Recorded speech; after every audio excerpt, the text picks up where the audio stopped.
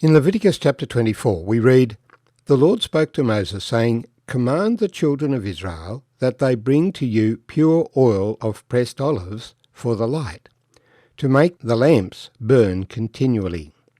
Outside the veil of the testimony in the tabernacle of meeting, Aaron shall be in charge of it from evening until morning, before the Lord continually. It shall be a statute forever in your generations. He shall be in charge of the lamps on the pure gold lampstand before the Lord continually. And you shall take fine flour, and bake 12 cakes with it.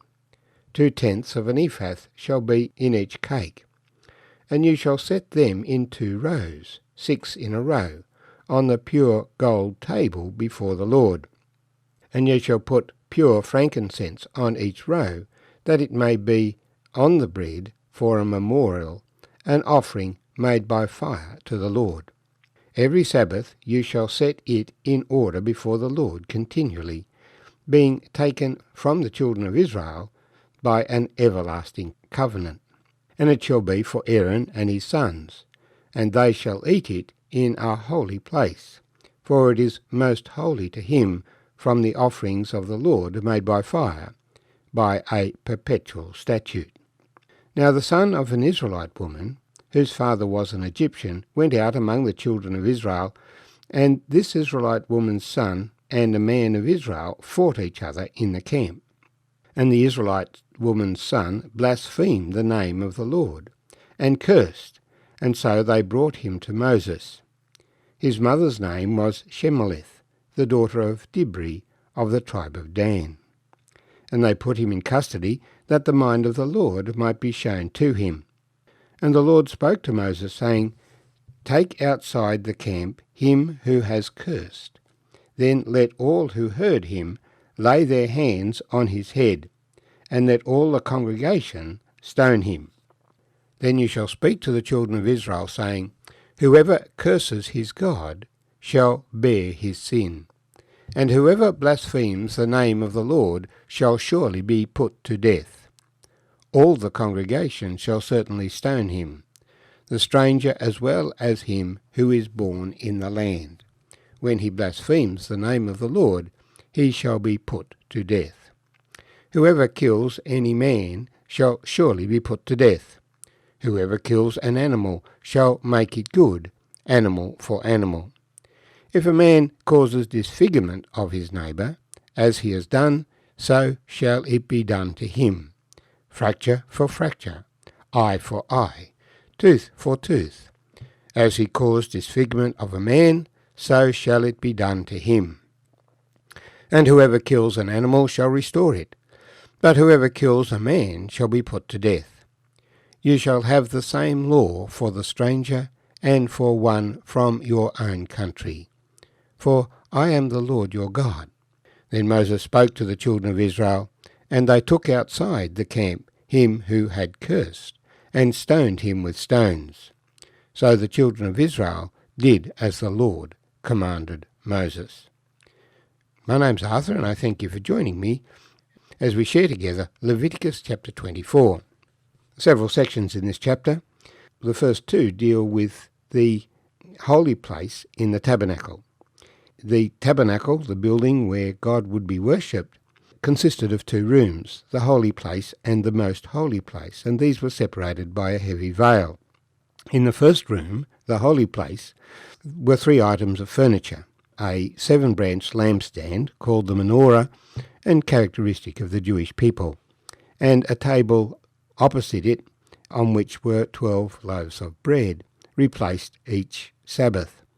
And in front of the veil we have an altar of incense, where the priest brought incense every morning and evening.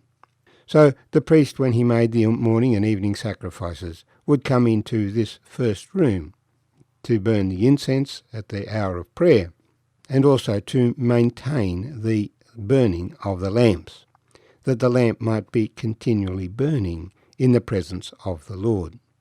The oil was to be provided by the children of Israel, pressed olive oil. Jesus identified himself as the light of the world, and we are urged to come to that light, that we might have light in our own lives. And the light is lit, Jesus explained, that it might shine forth. So the priest was to maintain that it might burn continually. The bread on the table opposite was to be replaced each Sabbath. It was for food for the priests. But Jesus pointed out a remarkable event.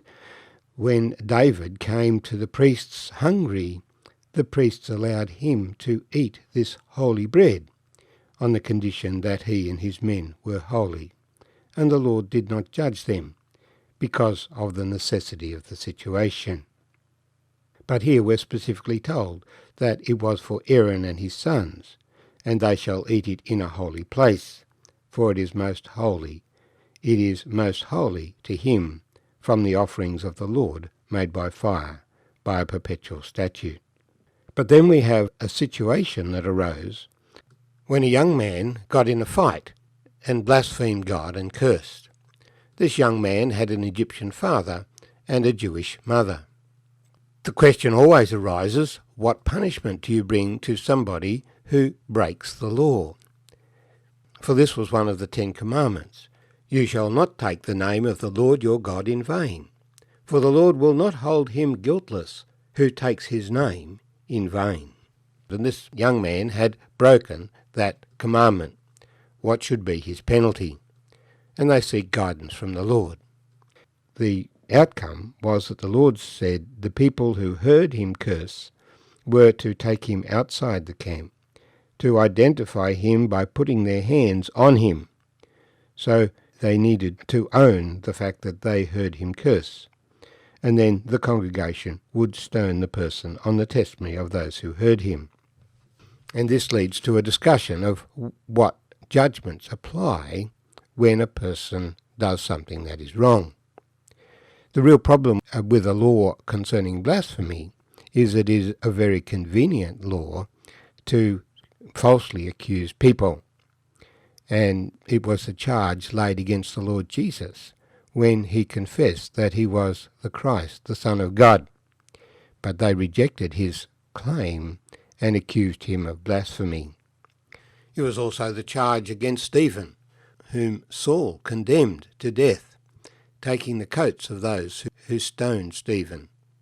Stephen, who declared Jesus the Christ, the Messiah, was executed for blasphemy.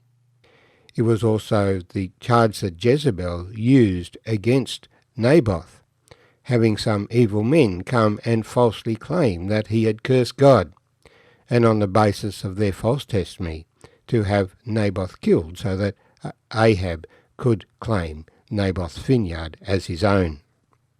So, at one level, a person who does blaspheme and speak against God is liable for judgment. But like all laws, that they are liable for misapplication. And then we have the instruction that boils down to an eye for an eye, a tooth for a tooth. A man who kills a man shall surely be executed. Later there will be provision made that proper judgment is made.